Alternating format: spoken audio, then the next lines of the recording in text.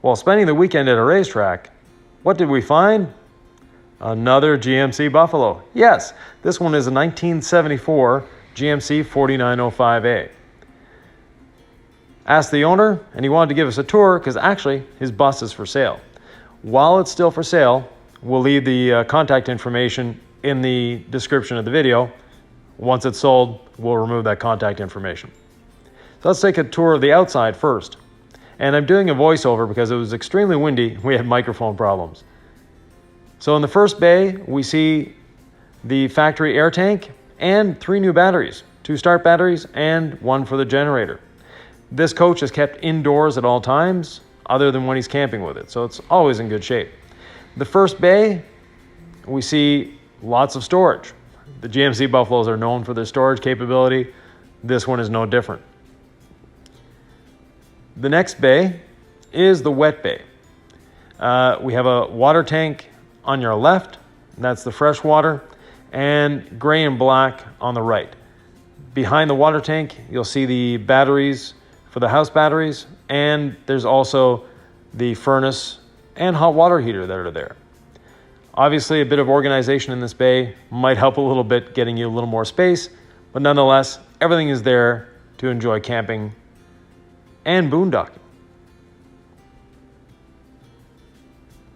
As we move over to the next bay, we have a spare propane tank, we have a little compressor, bicycle, again, more storage. It's a Buffalo bus. There's always lots of storage in these buses. Some people have even been known to make a bedroom in one of the bottom bays. Has Alcoa wheels and tires, Michelin tires I should say, 12R 22.5. The engine, Detroit diesel 8V71 with a Spicer 4-speed manual transmission. Now, the manual transmission is a bit of a learning curve, but once you have it, it's actually very pleasurable to drive. This one still has a muffler, so not quite as loud as ours. In great shape. As you can see, no leaks, which for a Detroit means generally it's in good shape.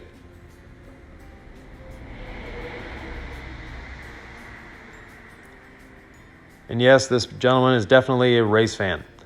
You'll notice there's stickers all over the bus for racing. Down the side, once again, nice clean aluminum. He's got an eagle graphic going down the whole side. Big fan of Harley Davidsons, so obviously there. Now, back to that middle bay with the water. Here we have on top, the propane furnace, and below it, the hot water heater. Here we have more storage, and up top is a dedicated propane tank that runs a few items in the bus, including the heat, the hot water, and the cook stove, and the fridge if you want to run it on propane. There's a 4100 watt Honda gas generator with its accompanying little gas tank. Again, nice Alcoa wheels on the front. We have some racing stickers. They can be removed if you're not a racing fan. So now, let's go inside the bus. As we go inside, we'll notice the entryway is factory original, except for the Route 66 sign, of course. But the owner maintained the ramps for ease of getting in and out, and the one in front of the passenger seat. Factory driver's window with the little toll window there. Seat is comfortable. Sat in it myself, so I liked it. Power steering, which was an option, and very welcome option to have. Backup camera, and the factory gauges. So everything that you need is there. Still has the crank to close the door. Works very well. The crank is very useful, and it's a fun little accessory to have. Closing the door is as simple as moving the arm over, and your door is closed nice and tight. Great for going down the road. There is a deadbolt lock on it, should you want it. Now the passenger seat, nice and comfortable, and You'll notice the manuals that are there. So the bus has a full set of manuals. Hardwood floors throughout the bus. The sofa pulls out to be a bed. Above the driver, there's a small cabinet there, CB radio, backup camera, and the sound system.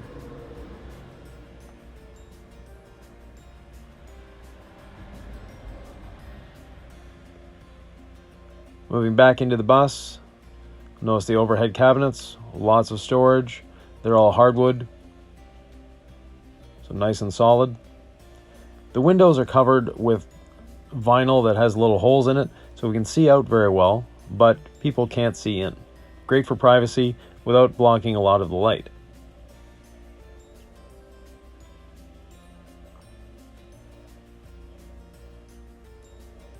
Moving back, we have the table that is bolted to the wall of the bus. The chairs are loose, so they need to be tied as you're going down the road. The kitchen itself, we have a 4-burner stove with oven. The fridge is a 3-way fridge with propane, 12 volt and 120 volt. Nice size countertop, double sink, and a backsplash all the way along. Lots of cabinet space, drawers as well. Microwave. The ceiling has a really nice treatment with hammered metal and screws holding the panels in. Now, going down the hallway, it's a side aisle design. The side aisle affords you a nice convenient aisle, but at the same time, a much larger bathroom. In the bedroom, we find hardwood cabinets surrounding the bed on both sides and above, storage under the bed obviously, and a full hanging closet. As we swing around, so the closet affords you a lot of space to store your clothes. So even for a full timer, you have enough room in this unit. Moving back down the hallway, on the left hand side we have the bathroom. And the bathroom is quite spacious. Has a nice large countertop with sink. Storage underneath.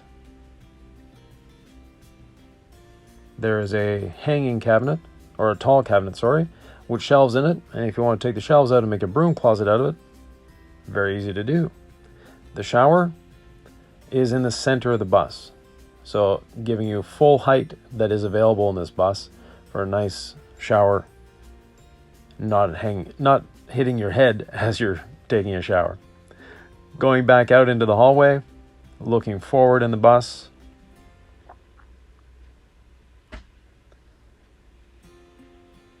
and getting an idea of the size of the kitchen. Again, nice size kitchen, lots of space. You're not crammed, with a nice good size countertop and that double sink.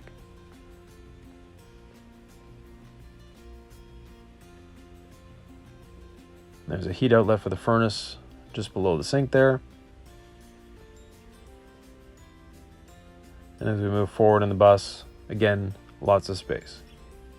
Now the generator control is right on the end of the cabinet here.